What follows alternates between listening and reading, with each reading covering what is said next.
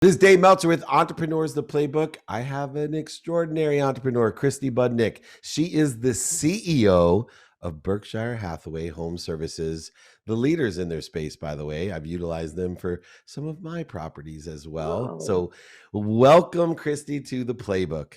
well, thank you so much, David. I really appreciate you inviting me on your podcast. Every time I get a wonderful CEO, I'm excited to have them on the podcast because there's so much in a journey to the playbook to become a CEO. And yet there's so many lessons when we become a CEO that, it's like having children. Another CEO can't tell a CEO what it's like to be a CEO, just like a Yeah, parent can never tell someone without children what it's like to have. You got to have your own. that's Um, so true. and it's such a successful company as Berkshire. What's the biggest lesson you've learned with your new position? You're the first woman CEO, by the way, which thank you for your success, because I have three daughters, and I had told you Oh, previously, I get so excited because I want them to see people that are like them. Because it's one thing, oh, dad did it, but dad's not like them, and now wow. you're a milestone marker for my girls. But I know what it's like to be a first time CEO at a big company. Was there any surprises when you took over? Yeah, well, yes, actually, the first surprise came when Gino Blafari, of course, our chairman of Berkshire Hathaway Home Services, offered me the position. I, that I was not expecting it. It wasn't something that I had written down in my future. It was something that others had, I thought jokingly said they could see me doing, but it turned out that they were serious, and I was just really honored when Gino gave me the call and said, I'd like you to consider this. With So and with equity inclusion, I know you and I are a little bit more seasoned in our experience. 20 mhm, years ago, you would have thought they were joking because it just wasn't possible, right? That true. in businesses of this size, scope, and scale, we were passed over. Women like you were passed over for jobs that they were capable of. For you, that humility there. Yet, I know the reputation of inclusion and equity with Berkshire Hathaway. It was the least possible in your mind, and Oh, so I'd love for you to kind absolutely. of share, that experience that you're going to continue, I'm sure, as CEO. Absolutely. Yeah. That's one of the things that I really value about Berkshire Hathaway Home Services and Home Services of America is they truly celebrate, or I should say, we truly celebrate diversity, inclusion, equity. And Gino he has done a phenomenal job over the last several years of escalating several women into key positions within the organization. And I really admire that about him because you look across the spectrum and that's still not happening in real in any real numbers. So for him, to me, he's a real trailblazer in that area. I do a lot of speaking and work with the female quotient with Shelley Zalis. And, I love her realistic perspective when I ask her, how long I'm chief chancellor of Junior Achievement University, for example. And when I'm an alumni, but I was 12 years old, there wasn't one girl in my group as entrepreneurs. And now over 50% are women, which just Wow. tell you, I've been in the NFL and in the sports arena for so long. And we've had, the Rooney Rule and inclusion and equity rules with minorities, especially. And it's made a Yes. huge difference because we Mhm. built the pipeline and we've interviewed the people and given them a chance. I see that happening today, and I can't wait. But Shelly Zalis told me, I said, how long is it going to take until it isn't even a matter of, oh, she's the first female CEO or she's a female Right. CEO. It's just like Where it's normal. she's a really good one or a really bad one. Yeah. That's what I True. hope someday. But Shelly told me, it probably will be a whole, another 100 years because of how long it takes. And, It does. yet you're taking over. You can make changes. I believe in even the best companies like yours. It's progress, not perfection. So what are Right. some of your plans, in your first 6 months with your new role? Well, first of all, I'd love to touch on what you were just talking about as far as women and trailblazers. One of the things that I'm very, very fortunate is that my mother She is my idol. I just think the world of her. And she's also been my business partner for a number of years. So one of the things that I was very, very fortunate growing up, as was my sister, is she got into real estate. She gained her real estate license back in when I was 11 years old. And so my sister and I really began in the business with her when we were very young. And it became a family business. But I got to watch her grow her career and take it from an individual real estate salesperson to actually owning her own company. Back in 1988, she founded what was then Prudential Network Realty, and today is Berkshire Hathaway HomeServices Florida Network Realty. And so, from my view, women could do anything. I mean, I saw her in business circles, and she was so admired and so respected. And so, it honestly never even occurred to me, even though I didn't see a lot of women in leadership positions, key leadership in particular. It, from our home standpoint, it didn't occur to me that it wasn't totally normal. So I think that is a little bit of a different situation than many women face in their childhoods. But why exactly you're so important for my daughters, because those role models, even if we haven't seen the equity and inclusion that we want, they seeing this podcast will say, oh my gosh, I can Yes. do that too. And it's very possible. So I love people, even the trailblazers like my mom, your mom. My Mhm. grandmother was the first professor at Ohio State, female professor, way back when. So I have a different perspective as a young boy and man than most people because of the success of the women in my family. So I totally get that. Yet still, I'm curious on the playbook side of things. When you become CEO, regardless of the way we look and how we grew up, we got to have a plan to We do. progress and to grow. And with COVID, with taking over a new position, with Mhm. the housing market and home services market at a new time place, what are the plans that you want to institute, or what changes would you like to see? Absolutely. So I've been in the position now for just going on a month. And the first 30 days, I've really stepped back and I've had the opportunity to get to know my employees out in Irvine, California, and some of the struggles that they've been having, as well as some of the successes. And then also listening to the franchise network, because it's really important. Those are our clients. And there are three core areas, and I think that I'm in a good position to be able to answer some of the issues that we face as a network, as well as our growth plans for the future. Since I sat in that seat just a month ago, I was leading a company, a mid-sized company that was one of the top in the entire network. And so there are really three key things. First is our technology solution for our franchise network. Right now, what we have is adequate, but it isn't going to put us ahead in the race as we continue to grow.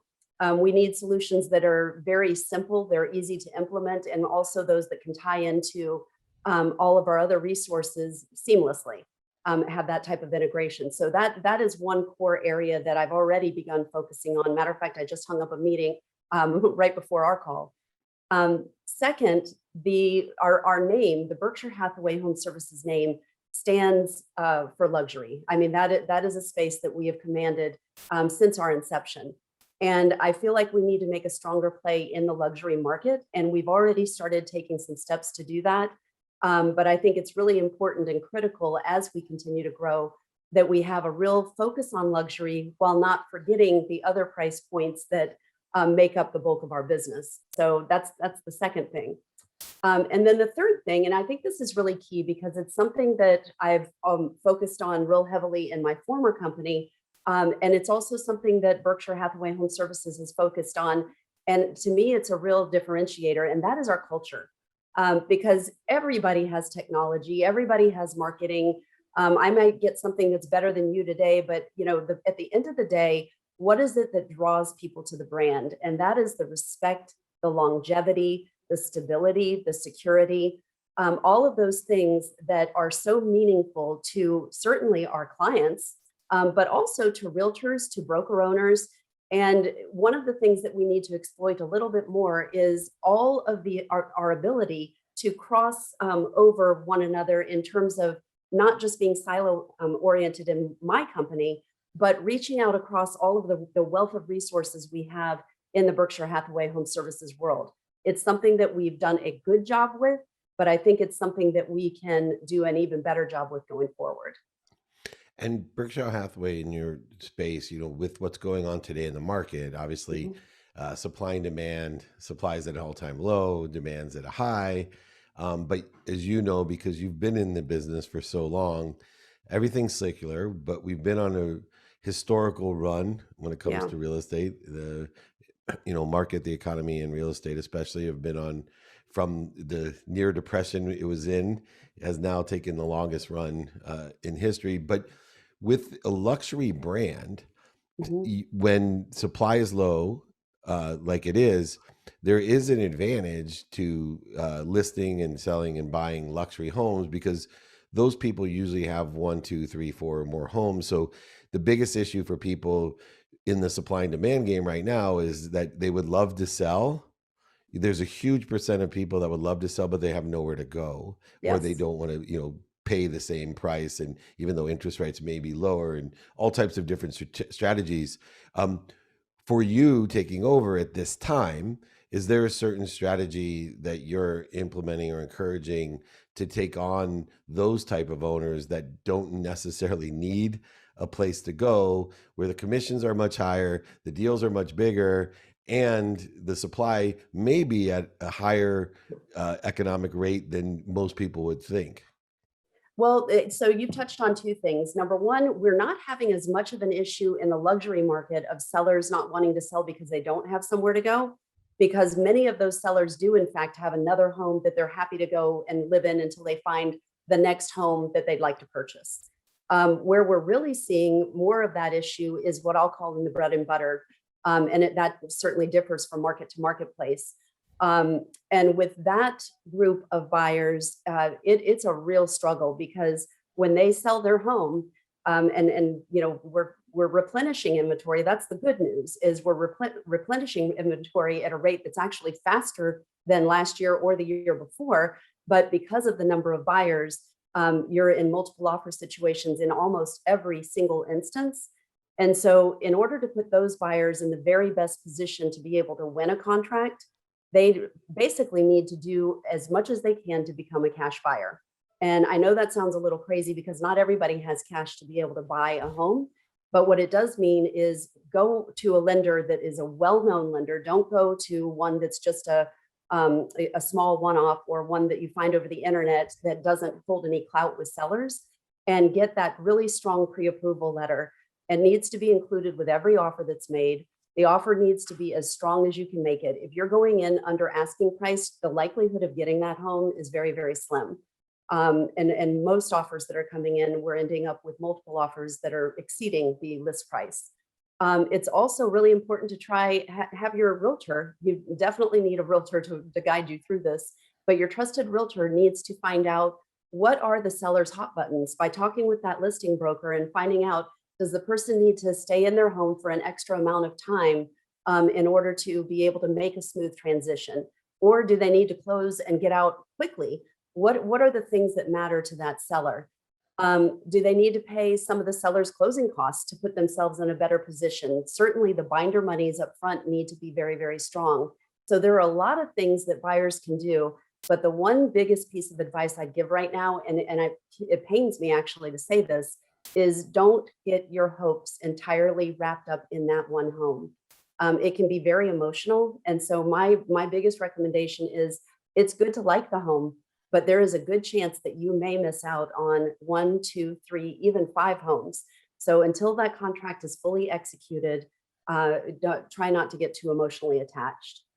Oh my goodness. I've told my wife for 23 years of home purchasing with us, I was like, I know that you think this is your dream home, but when this falls through, there'll be another dream home right behind Yes, it. There's there always another, will. yeah, there's always another house, that's for sure. Now taking over, how many franchisees do you have that you're taking control of now as CEO? So we have over 50,000 agents and 1,500 offices. And we are in 11 countries on 3 continents. So we're rapidly expanding You're the fastest growing brokerage of all globally. franchisors globally. And what do Yes. you attribute that to?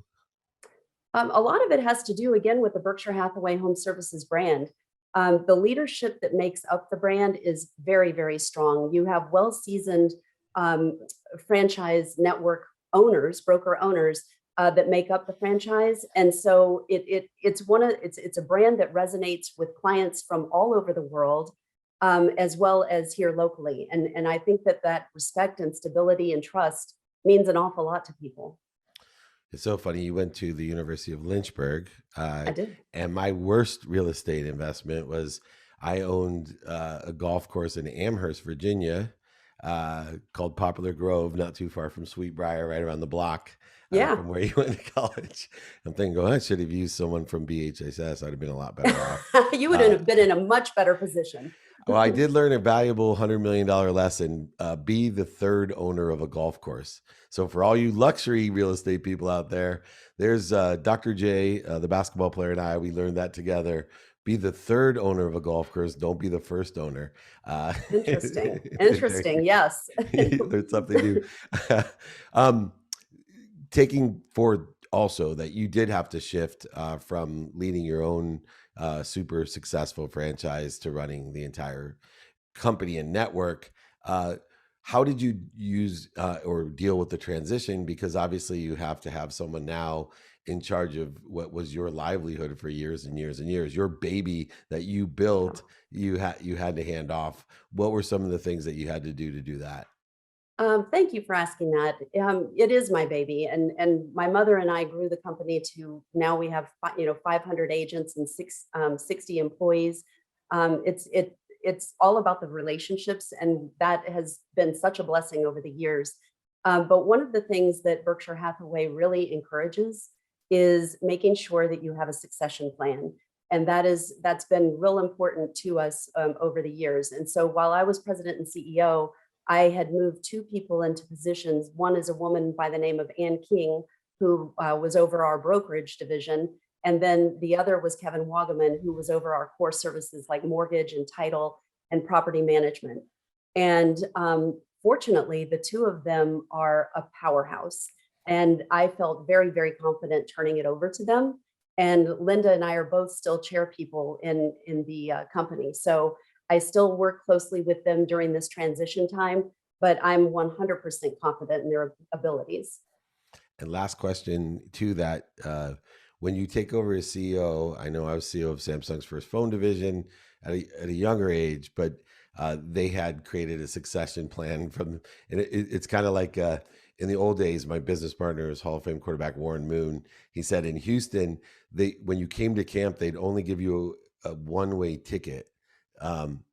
So like, is it a one-way ticket when you're a CEO, or do they create a succession plan for you too, knowing that you have some objectives to build, but you may not be the CEO forever?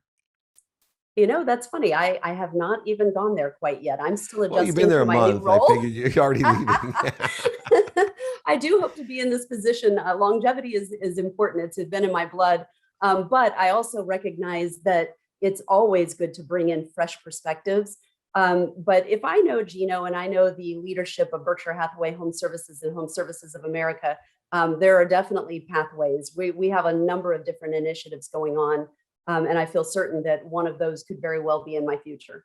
Well, you could always run for president. You'd have my vote. So thank you so much.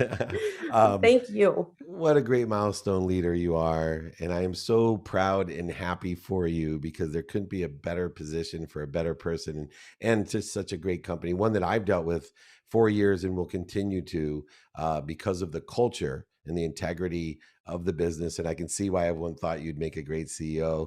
Congratulations. I'm Oh, blessed to have you here. Christy thank Budnick, you. CEO of Berkshire Hathaway Home Services.